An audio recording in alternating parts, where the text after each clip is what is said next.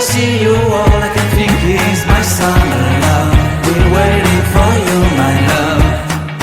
My summer love. Been waiting for you, my love.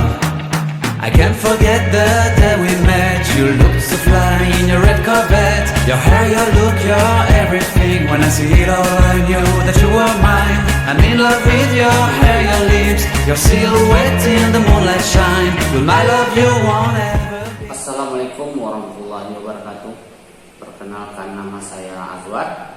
Saat ini saya belajar di Sekolah Tinggi Ilmu Sosial dan Ilmu Politik Raja Haji. Prodi saya prodi sosiologi. Teman-teman, apa itu sosiologi? Sosiologi merupakan ilmu sosial yang mempelajari mengenai perilaku sosial antara kelompok dengan kelompok lainnya, ataupun dari individu dengan individu lainnya. Manusia merupakan makhluk sosial yang mana sehari-hari hanya akan selalu berkaitan dengan hubungan sosial sebagai sebuah bidang studi. Tentu saja cakupan dari ilmu sosiologi ini sangatlah luas. Tak hanya mempelajari bagaimana pengaruh orang terhadap orang lain, namun juga pada bidang-bidang lain. Di dalam sebuah bidang studi tentu saja terdapat tokoh-tokoh di dalamnya yang memiliki peran dalam pengembangan bidang ilmu tersebut. Nah, teman-teman, berikut ini beberapa tokoh sosiologi dunia dengan teorinya dalam ilmu sosiologi, antara lain Auguste Comte, Emile Durkheim, Karl Marx. Sebenarnya masih banyak tokoh-tokoh lain. Di antara tokoh sosiologi tersebut, saya akan memaparkan teori Karl Marx dengan teori konfliknya yang terkenal. Mari teman-teman kita mengenal biografi Karl Marx sebelum kita memaparkan teori konflik. Karl Marx lahir pada tanggal 5 Mei tahun 1818 di Trier, Tenggara Jerman, dan wafat pada tanggal 14 Maret 1883 di London. Ia berasal dari keluarga kelas menengah dan menikahi Jenny yang berasal dari keluarga kelas atas. Halo teman-teman, ayo siapa yang penasaran dengan Karl Marx? Mari sama-sama kita bahas lagi.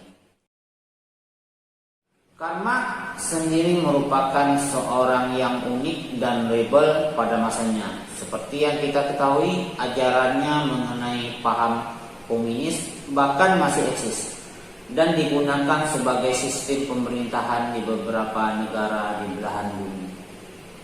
Terus seperti apa sih kisah hidup seorang Karl Marx? Kok bisa ia punya ide mengenai konsep komunis dan apa yang sebenarnya ia maksud dengan komunisme itu sendiri? Biar nggak penasaran lagi, kita simak penjabaran selanjutnya. Ia dilahirkan dalam kondisi keluarga kelas menengah. Karl Marx merupakan anak ketiga dari 9 bersaudara. Meski berasal dari keluarga turunan Yahudi, pada tahun 1816 sang ayah yang bernama Heinrich Marx memutuskan untuk dibaptis menjadi seorang Kristen di usia 36 tahun. Ibunya Heinrich Marx ikut dibaptis setelah ayahnya wafat. Marx menjadi seorang radikal sejak memasuki dunia perkuliahan pada tahun 1835. Ia pun banyak mengeluarkan karya-karyanya bersama Engels sejak tahun 1845. Pada masanya, Marx mengusulkan sekolah pabrik yang diharapkan bisa mensejahterakan kaum anak dan remaja buruh. Sang ayah Heinrich merupakan seorang pengacara yang cukup sukses di Perusia. Ia pun merupakan seorang aktivis reformasi pada masanya. Keputusan Heinrich untuk memeluk agama Kristen ini pun tak lepas dari peraturan pada tahun 1815 yang melarang orang Yahudi menduduki posisi krusial di masyarakat. Karl Marx sendiri baru dibaptis pada usia 6 tahun beserta saudaranya. Meskipun Thiers merupakan kota Katolik, tetapi pengaruh gagasan liberal lebih mudah masuk karena letaknya yang berbatasan dengan Prancis. Sampai usia 12 tahun, Marx belajar di rumah, kemudian melanjutkan lagi selama 5 tahun di sekolah Jesuit. Thiers, ia merupakan teman sang ayah yang juga berpandangan liberal.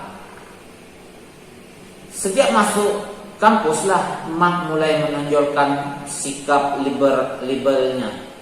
Oktober 1835, Marx mulai sekolah di Universitas Bonn, Jerman. Ia termasuk aktif dalam kehidupan akademis di kampusnya dan dikenal juga sebagai pemberontak selama 2 semester. Marx menghabiskan hari-harinya membuat onar, mabuk-mabukan hingga berkelahi. Pada akhirnya sang ayah memaksa Marx untuk mendaftar di sekolah lain lebih serius, yaitu Universitas Berlin jurusan ilmu filsafat dan ilmu hukum. Di sini Marx dikenal dengan ilmu filsafatnya. Seorang guru besar di Berlin, meskipun awalnya tak begitu terpikat dengan teori Hegel, Marx banyak terlibat dengan kelompok pemuda Gelian yang adalah kumpulan mahasiswa radikal. Mereka biasanya mengkritik kemapanan politik dan agama kala itu. Pada tahun 1836, Marx makin menekuni ilmu politik. Ia bahkan bertunangan diam-diam dengan Jenny, seorang putri keluarga kelas atas di Thiers.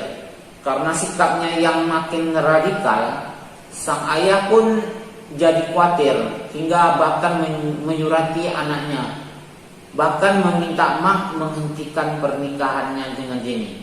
Namun pada tahun 1843 Marx pun jadi menikah Jenny.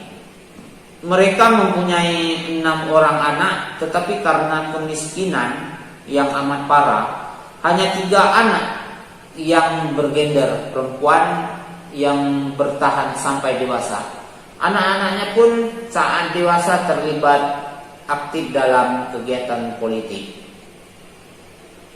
Mari teman-teman kita bahas mengenai salah satu teori paling berpengaruh mengenai permasalahan sosial.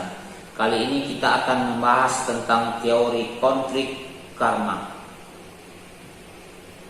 Latar belakang pemikirannya adalah adanya eksploitasi besar-besaran yang dilakukan oleh para pengusaha atau pemilik modal, kaum kapitalis atau kaum borjuis. Setiap kaum buruh dibilang kaum proletar. Para buruh bekerja dengan jam kerja yang lebih ditepat oleh para pengusaha dengan seenak hati mereka. Bukan hanya itu, upah yang diberikan juga begitu rendah dan tidak sebanding dengan pekerjaannya. Menurut Marx, sejarah masyarakat manusia adalah sejarah perjuangan kelas yang mana melahirkan kelompok borjuis dan kelompok proletar. Kelompok-kelompok yang menyadari bahwa posisinya berada pada kaum proletar, kala itu mereka dengan sadar melakukan berbagai macam upaya pemberontakan terhadap kaum borjuis. Konflik antara kelas inilah yang kemudian melahirkan perubahan dalam masyarakat. Menurut Karl Marx pula, suatu saat kaum proletar akan memenangkan perjuangan kelas ini yang kemudian akan melahirkan masyarakat tanpa kelas. Masih dalam perspektif memandang konflik, ia mengembangkan teori konflik dengan beberapa konsepsi, yakni konsepsi tentang kelas sosial, perubahan sosial, kekuasaan negara, di mana konsepsi-konsepsi tersebut saling bersinambungan satu sama lain. Negara tentunya memiliki kepentingan. Oleh karenanya, hal ini dimanfaatkan oleh para kaum borjuis.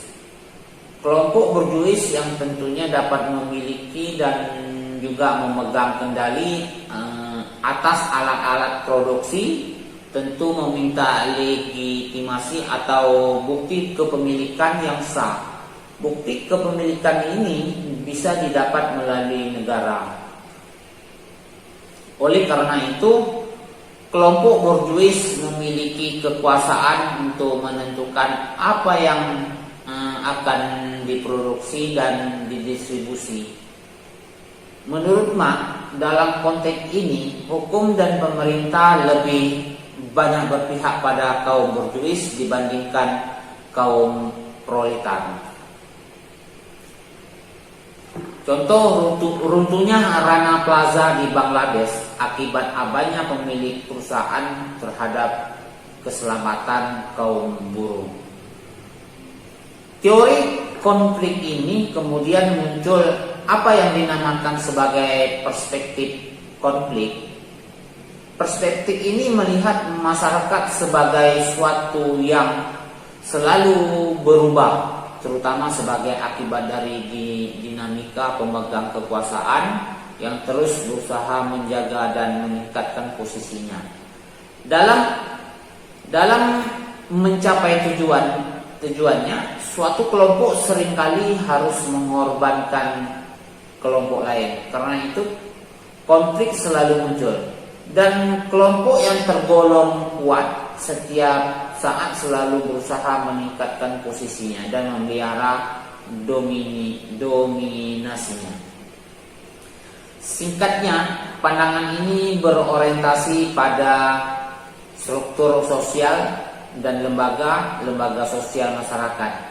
Perspektif ini memandang masyarakat yang terus-menerus berubah dan masing-masing bagian dalam masyarakat berpotensi untuk menciptakan perubahan sosial. Dalam konteks pemeliharaan tatanan sosial, perspektif ini lebih menekan pada peranan kekuasaan. Karena memandang bahwa teori konflik lahir dengan beberapa konsepsi, yakni konsepsi tentang kelas sosial, perubahan sosial, kekuasaan dan negara, di mana konsepsi-konsepsi tersebut saling berkesinambungan satu sama lain. Baiklah teman-teman, sama-sama kita memahami tentang teori konflik. Karena kalau teman-teman masih bingung dan belum memahami, mari kita bersama-sama belajar dan memahami teori-teori Karl Marx dan teori-teori dari tokoh dunia lainnya. Sekian dan terima kasih saya ucapkan.